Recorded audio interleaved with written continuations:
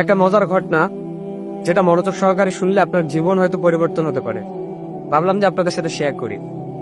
রাসূল সাল্লাল্লাহু আলাইহি ওয়াসাল্লাম একদিন বাইরে থেকে আসলেন, এসে আমাদের আয়েশা সিদ্দিকা রাদিয়াল্লাহু তাআলা আনহাকে বললেন যে, আয়েশা, তুমি আজকে আমার কাছে যা চাইবা আমি তোমাকে তাই দিব। তিনি ভাবতে লাগলেন যে রাসূল সাল্লাল্লাহু আলাইহি ওয়াসাল্লামের কাছে কি চাওয়া যায়, সংক্ষেপে বলতেছি। আবার এটাও ভাবতেছেন যে আমি না জানি এমন কিছু জিনিস চেয়ে বসি, এমন কোনো কিছু কথা বলি যাতে রাসূল সাল্লাল্লাহু আলাইহি ওয়াসাল্লাম কষ্ট পায়। তিনি বললেন যে, ইয়া রাসূলুল্লাহ, আমি কি কারো হেল্প নিতে পারি? বললেন যে, হ্যাঁ, নিতে পারো। আমাদের আয়েশা সিদ্দিকা রাদিয়াল্লাহু তাআলা আনহা অনুমতি নিয়ে বাবার কাছে চলে গেলেন, আবু বকর সিদ্দিক রাদিয়াল্লাহু তাআলা আনহুর কাছে গিয়ে বললেন যে, রাসূল সাল্লাল্লাহু আলাইহি ওয়াসাল্লামের কাছে কি এমন জিনিস চাওয়া যায় যেটা তিনি আমাকে দিতে চান এখনই।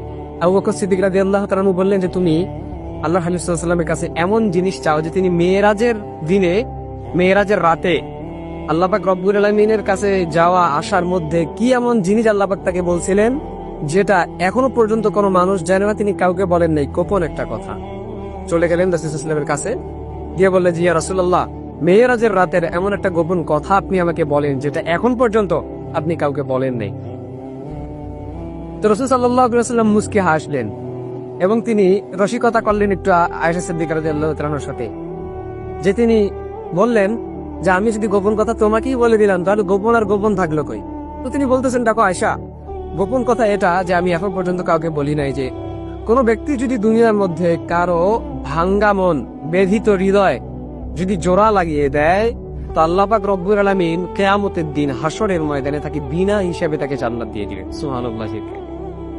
তো তিনি আবু বকর সিদ্দিক রাদিয়াল্লাহু তাআলা কিন্তু ওয়াদা নিয়েছিলেন যে, আয়েশা, তুমি কথাটা শুনেই তুমি আমার কাছে এসে বলবা।